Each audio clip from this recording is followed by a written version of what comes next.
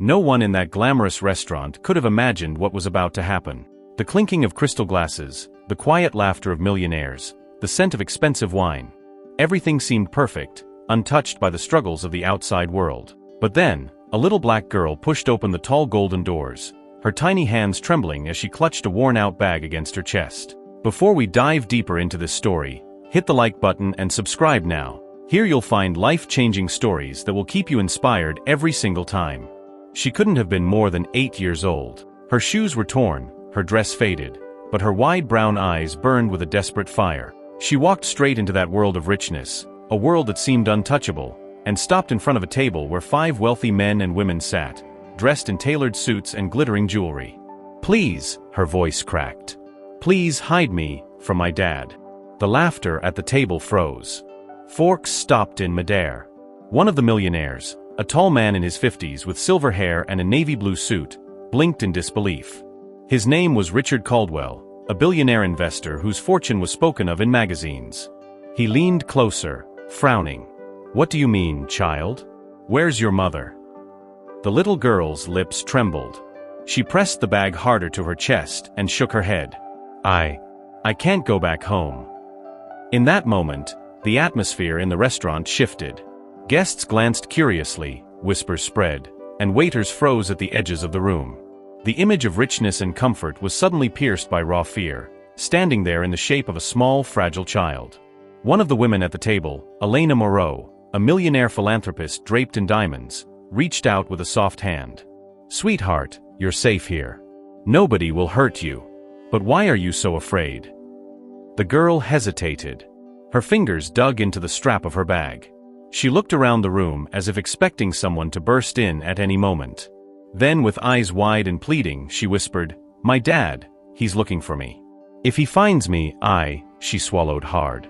Please don't let him." The 5 millionaires exchanged uneasy glances. They were used to speaking about business, fortune, and power, but not about a child begging for safety. Money had solved every problem they had ever faced, yet here was a problem no money could easily fix. Elena bent lower. "What's in the bag, sweetheart? Is that why you're holding it so tightly?" The girl's breath hitched. For the first time, she looked almost guilty, as if carrying a secret too heavy for her small shoulders. She whispered something that only those closest could hear. "My mom said, I have to keep this. In case I need it." Her hand slipped into the bag. The millionaires tensed, their eyes following every move. The restaurant went silent. It felt like the entire room was holding its breath. And then she pulled it halfway out. A sharp, glinting edge caught the light of the chandeliers. It was a knife. Gasps spread through the restaurant. The little girl's eyes filled with tears. "I don't want to use it. I swear. I didn't know where else to go." The millionaires sat frozen. Their world of luxury and security suddenly felt fragile. This was not about money, or business deals, or a rich lifestyle. This was about trust. About a child's cry for help in the most unexpected place. What could they possibly do? Protect her? Send her away? Call someone? And more importantly, what if the father was already closer than they thought? The doors of the restaurant suddenly swung open again, and everyone's eyes shot toward the entrance. The golden doors creaked wider, and every head in the restaurant turned. But it wasn't the father. It was only another couple entering, laughing softly, escorted by a waiter. Relief swept across the table, but the little girl didn't relax. She pressed the bag tighter against her chest and whispered, "He'll come. I know he will." Richard Caldwell leaned back in his chair, running a hand over his face. He had built his empire by taking risks, turning money into fortune, yet at that moment, he had no clear strategy. How do you protect a child who might be hunted? Elena placed an arm gently around the girl's shoulders. "What's your name, sweetheart?" The girl blinked through tears. "Amara." "Amara," Elena repeated softly, as if trying to plant safety into the sound of it. "You are safe here. Do you understand? You are with us now." But Amara only shook her head. "Safe doesn't exist. Not for me. Not for Mama." The words cut through the millionaires more sharply than the knife ever could. Suddenly, the food on their plates tasted like nothing, the champagne fizzed without joy. These people, so accustomed to richness, to walls of security guards, to penthouses high above the streets, were being reminded of a truth they rarely faced. Money could not buy peace inside a home. One of the men at the table, Victor Lang, a ruthless property tycoon known for turning slums into towers of wealth, leaned forward. His sharp eyes studied the girl with suspicion. "And what if this is some kind of trick?" he muttered. "Children on the streets learn to manipulate. Maybe she wants money. Maybe that knife isn't protection, it's a threat." Elena snapped her head toward him, her diamond earrings swaying. "Victor, she's a child. Look at her. Does she look like she wants your fortune?" Amara flinched at their words, then spoke in a trembling voice. "I don't want money. I don't want anything. I just want someone to believe me. Please. I don't want to go back." Silence fell. Even Victor lowered his eyes, ashamed. Richard exhaled heavily and looked at his companions. "We can't just sit here. If what she says is true, her father could come looking. And if he does, what then? Do we protect her? Do we hand her to the police? What's the right thing to do?" The question hung in the air like a cloud. For once, these millionaires, people who usually decided the fate of companies with a single stroke of a pen, had no easy answer. Amara clutched the knife again, not pulling it out, but holding it like a lifeline. "Mama said, if the world doesn't listen to you, you have to make it listen." Those words chilled Elena. She wrapped both arms around the girl and whispered, "The world is listening now, Amara. We hear you." But just then, a waiter rushed to their table, bowing nervously. "Excuse me, Mr. Caldwell," he whispered, glancing uneasily at the little girl. There's a man outside. He's asking if we've seen a small black girl with a school bag. He's insisting." Amara froze. Her tiny fingers dug so deep into the strap of her bag that her knuckles whitened. Her breath came in short, sharp bursts. Richard's eyes darkened, his voice low and firm. "Don't let him in. Not yet." The waiter hesitated. He's not taking no for an answer. The millionaires exchanged tense glances. The glamorous walls of the restaurant no longer felt like protection, but like a trap. Amara whispered, "It's him. I told you, he's coming." And as the heavy footsteps echoed just outside the golden doors, the 5 millionaires realized they had only seconds to decide: protect the girl at all costs, or hand her over to the man who claimed her. The handles of the door began to turn. The golden handles trembled as the doors slowly began to open. Every eye in the restaurant fixed on them. Amara buried her face against Elena's arm, her whole body trembling. But before the man could step inside, Richard Caldwell stood up from the table, his navy blue suit catching the chandelier's light. He raised a commanding hand toward the waiter. "Tell him the restaurant is private tonight," Richard said firmly. "No one enters unless I say so." The waiter hesitated, but Richard's voice carried the weight of money and authority. Obedience followed. The doors clicked shut again, leaving behind a fragile silence. Elena stroked Amara's back, whispering, "Breathe, darling. You're safe for now." Victor leaned closer to Richard, lowering his voice. "We can't keep this up forever. What happens when the man forces his way in? Or calls the police? Are we really going to risk our names, our fortune, for this girl we don't even know?" Richard's eyes narrowed. "You think this is about money? Look at her. This is about humanity." Amara lifted her head, tears shining in her wide eyes. "Please, don't make me go with him. He'll be angry. He'll be so angry." Her words sent a shiver down the table. The 5th member of the group, a quiet woman named Isabelle DuPont, heiress to a fashion empire, leaned forward for the first time. Her soft voice was barely above a whisper. "Amara, do you trust us?" The girl nodded quickly, desperate. "Then trust me now," Isabelle continued. She slipped off her velvet shawl and wrapped it gently around Amara's shoulders, hiding her worn dress. "No one here will let you face that man alone." The knife in Amara's bag pressed against her leg, heavy with meaning. She glanced at it and then back at Isabelle. "Mama said I'd need to be strong.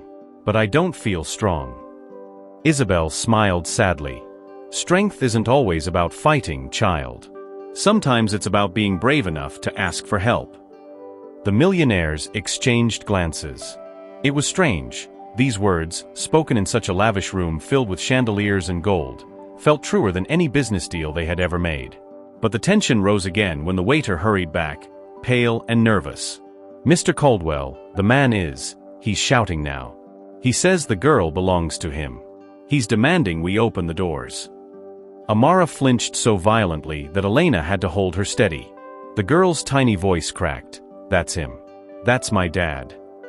Victor muttered under his breath, "This is spiraling out of control. If he makes a scene, the press will know. Our faces, our names, splashed across headlines. Millionaires hiding child from her father. Do you understand the damage?" Richard slammed a fist lightly against the polished table, startling everyone. "Enough about money.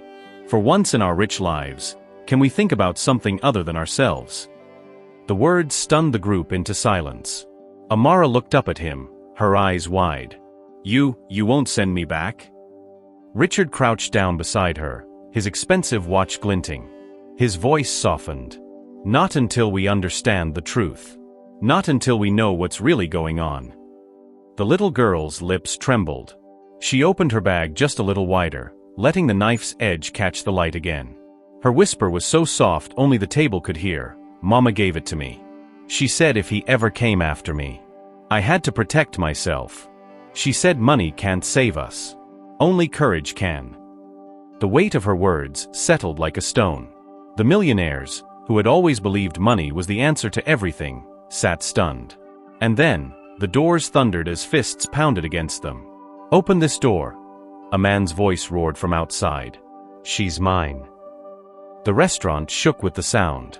Amara's scream cut through the silence. The millionaires had seconds left to choose their side. The pounding on the golden doors grew louder, rattling the chandeliers above. Each strike echoed through the luxurious dining room, shattering the calm that richness had always promised.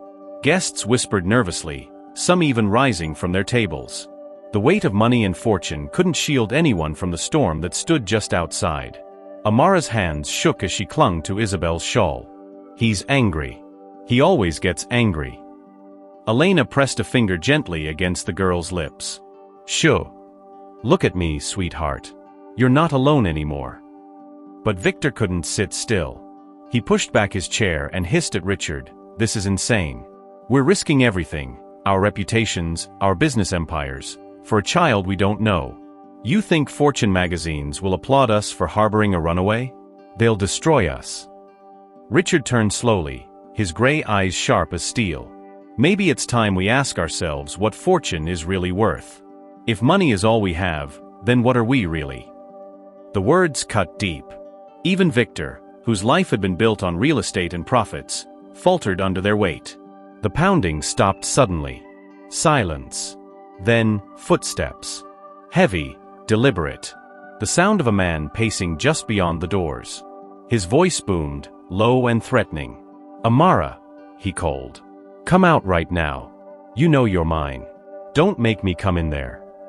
Amara buried her face into Elena's side, her body trembling violently. Tears wet the satin fabric of Elena's dress. Richard looked around the table, his voice low. "We don't have much time. We need a plan." Elena spoke firmly. "First, we keep her calm. She can't feel like she's being tossed around like a burden. Second, we decide if we confront him or call for help." Victor scoffed. "Help? Police? Do you know how messy that gets? His word against ours. They'll say the millionaires tried to steal a man's daughter." Isabel's eyes glistened. "And if we hand her over, what then? We'll be rich and respected, yes. But will we be human?" The question silenced even Victor. Amara lifted her head, her voice a fragile whisper. "Mama told me, if no one believes me, I have to show them. Should I show you?" Her small hands trembled as she reached into the bag again. The millionaires leaned forward, expecting the knife. But instead, she pulled out a folded piece of paper. It was crumpled, smeared with ink, but still legible. She handed it to Richard. He unfolded it carefully. It was a letter, written in hurried handwriting. "If something happens, protect Amara. Don't let her go with him. He is not safe. Mama." Richard's breath caught. He looked at Elena, then at Isabel, who covered her mouth in shock. "This changes everything," Richard muttered. She wasn't lying. Before anyone could respond, the doors rattled violently again. The man outside had grown impatient. His voice thundered, "Open these doors or I'll break them down." Gasps spread through the restaurant. Waiters fled toward the kitchen. Guests whispered in panic. The safe bubble of luxury was about to burst wide open. Victor gripped the edge of the table, pale and sweating. "If he breaks in, everything collapses. Our reputation, our businesses, everything we've built." But Richard stood tall, holding the letter high. "No, Victor. If we let her go, that's when everything collapses." The millionaires rose from their chairs almost in unison, forming a barrier around the trembling child. Chandeliers sparkled above them, casting light on their faces, some determined, some terrified, but all united for the first time. Then, with a deafening crash, the golden doors swung open. And there he was. The man's figure filled the doorway, tall and imposing. His shadow stretched across the polished marble floor like a storm cloud. Amara froze, clutching Isabel's shawl as if it could make her invisible.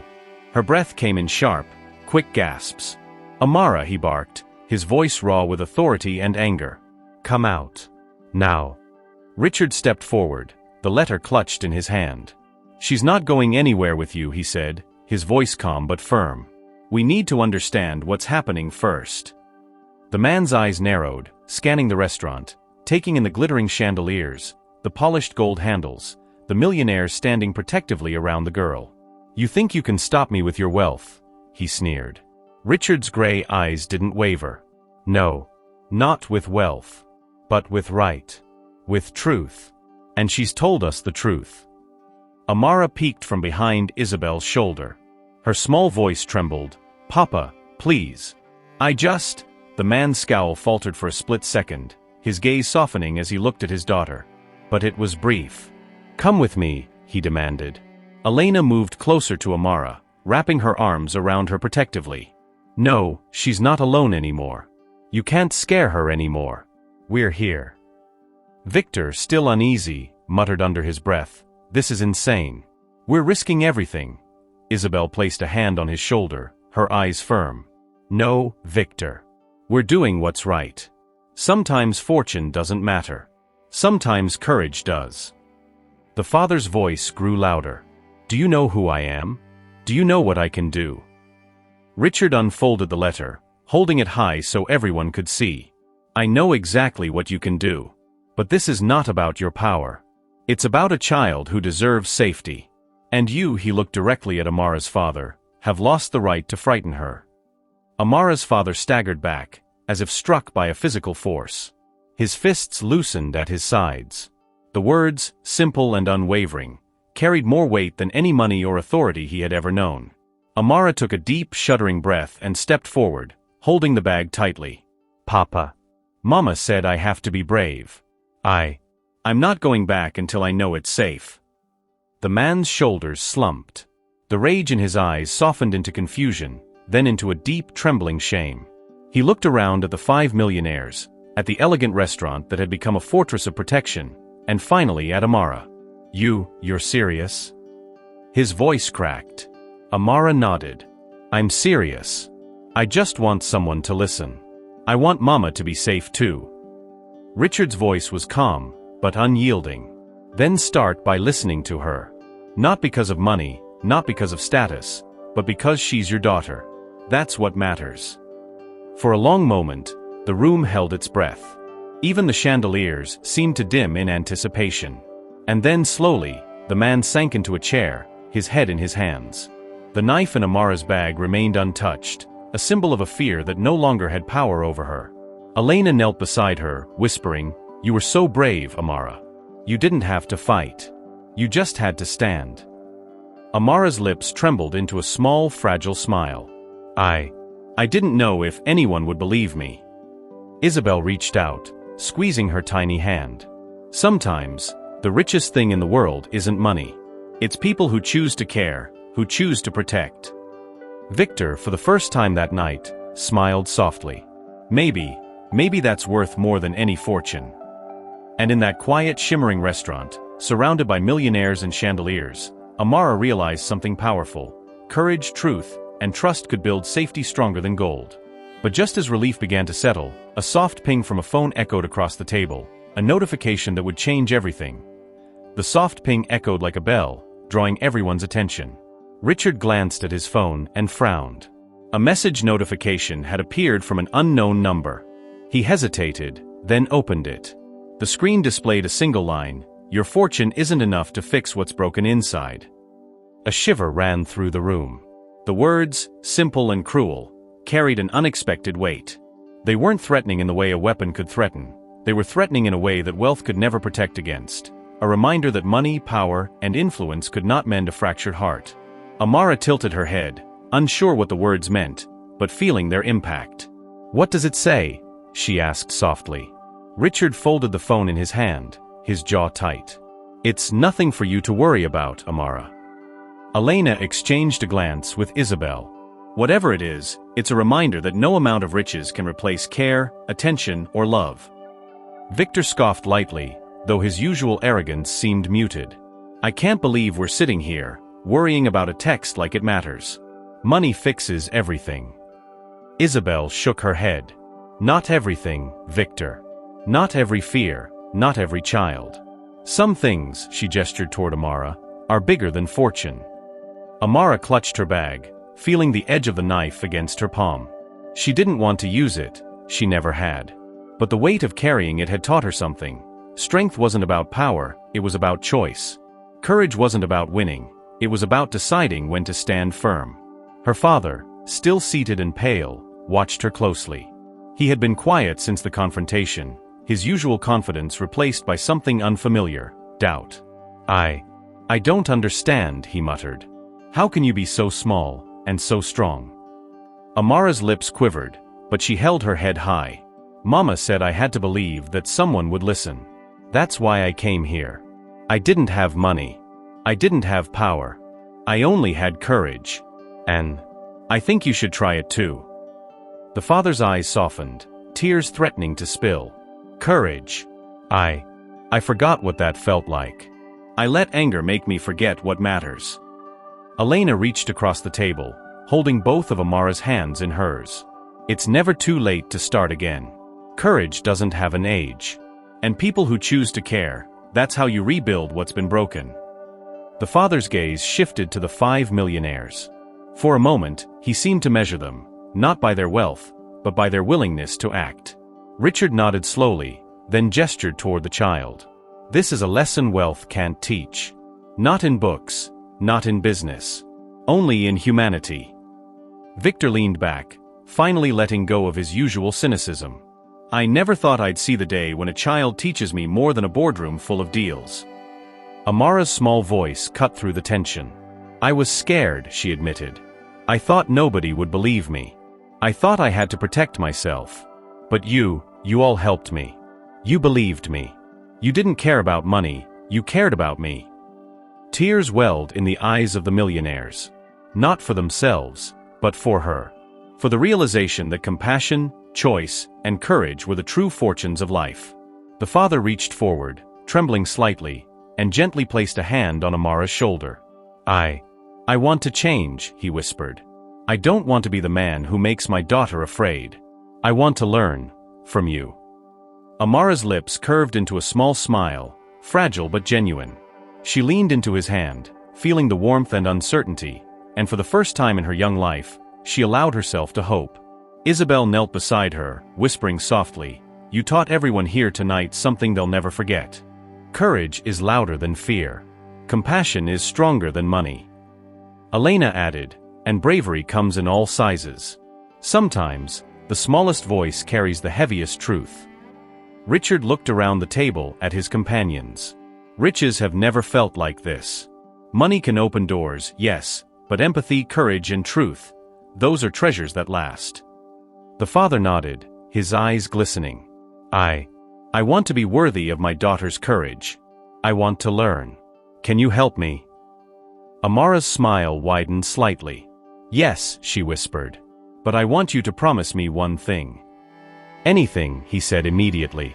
"That you'll listen," she said softly. Really listen. And remember that courage doesn't need money, it needs heart. The father's head bowed. I promise. In that luxurious restaurant, surrounded by chandeliers and wealth beyond imagination, the real fortune revealed itself, not in the sparkling diamonds or the gold, but in the fragile trust of a little girl and the willingness of people, rich and powerful, to rise above themselves. And as the night settled, the pounding of the doors was gone, replaced by quiet laughter, soft chatter, and the sound of healing beginning, one courageous choice at a time. Yet, even as the room exhaled in relief, a soft knock on the kitchen door hinted at one last surprise, something that would test their compassion and courage again. The knock on the kitchen door was soft, almost hesitant, but it carried the weight of the unknown. Everyone froze, exchanging glances. After hours of tension, fear, and courage, no one expected another surprise. But in a story like this, surprises had a way of finding their way in. Richard approached slowly, hand outstretched. Hello. His voice was calm, controlled, though the slightest edge of curiosity betrayed him. A young woman stepped into the room. She looked weary, her clothes simple, and her eyes glimmered with relief when they landed on Amara. She held out her hands. Amara, she said softly, her voice trembling. It's me, your mom. Amara's eyes widened. Mama, she whispered, disbelief and joy mingling in her tone. She ran forward, throwing herself into her mother's arms. Tears streamed freely, the kind of tears that carried months of fear, pain, and longing. Elena, Isabel, Victor, and Richard watched silently, understanding that the real drama had never been about wealth. It had always been about connection, trust, and family. Amara's mother pulled back slightly, cupping her daughter's face. I was so scared. I didn't know if you'd be safe. But I knew. I just knew someone would protect you. Amara smiled through her tears. They did, Mama. They did. And I didn't have to use this, she said, holding up the bag with the knife tucked safely inside. I only needed courage. And you were right, I'm stronger than I thought. Her mother hugged her again, whispering, You are, sweetheart. You always have been. Richard stepped forward, placing a hand gently on Amara's mother's shoulder. It's all right now. You're safe. The important thing is you're together. Victor, surprisingly soft for once, added, and sometimes, the richest thing in the world isn't money. It's people who care enough to act, to protect, to believe. Isabel smiled at Amara. You reminded all of us tonight what real courage looks like. Not wealth, not power, not fortune. Just the bravery to stand for what's right. Amara's mother's eyes glistened. I can't thank you enough, she said. I didn't know how to find help, but you believed in her. You gave her hope. Elena took Amara's hand. Hope is a treasure that never loses value, no matter how rich or poor you are. And tonight, you've all reminded us that fortune is meaningless without heart. Amara leaned against her mother, her small body trembling with relief. Mama, can we go home now? Her mother nodded. Yes, darling. Home. For the millionaires, the lesson was clear. They had faced fear, urgency, and the raw emotion of a child's plea, and they had chosen compassion over comfort, courage over convenience. They had learned that their riches could open doors, but only empathy could truly save lives. The father, who had been quiet all this time, stepped forward, his expression soft and reflective. He looked at Amara's mother, then at his daughter, and finally at the 5 millionaires who had stood as guardians of truth and safety. He began, voice shaking, I have made mistakes. I let fear and anger control me. But seeing what courage looks like in my daughter, and witnessing what it means to act with humanity, I want to change. I want to be better. Amara looked up at him, a faint smile playing across her face. Then start now, she whispered. Listen, learn, and don't let fear make you small. You can be strong, without hurting anyone. He nodded, tears threatening to spill. I will. I promise. Thank you for showing me what matters. In that bright, lavish restaurant, surrounded by wealth that had once seemed untouchable, the richest treasure revealed itself. Not diamonds, not gold, not millions of dollars, but the courage to protect, the choice to believe, and the power of love and trust. Amara held her mother's hand tightly as they turned to leave. The 5 millionaires followed, not out of obligation, but out of a newfound understanding that life's true value cannot be counted in fortune. It is measured in compassion, courage and the bonds we form. As the golden doors closed behind them, the room was quiet, bathed in the warm glow of chandeliers. A lesson had been learned. Courage can inspire the richest hearts, truth can soften the hardest souls, and empathy can transform lives more than any amount of money ever could. And for Amara, the little black girl who had begged millionaires for help, the world suddenly felt bigger, safer, and filled with possibility. She had been brave, she had been heard, and she had changed the lives of those around her forever. The restaurant, once just a place of wealth and elegance, now held a story that would echo far beyond its walls. A story of hope, courage, and the richest treasure of all, love. If you enjoyed this story, give this video a like, subscribe to the channel, share this video and tell us in the comments, what part of this journey moved you the most? Here's another story waiting for you, and I'm sure it will change the way you see the world. Thank you for watching, see you soon.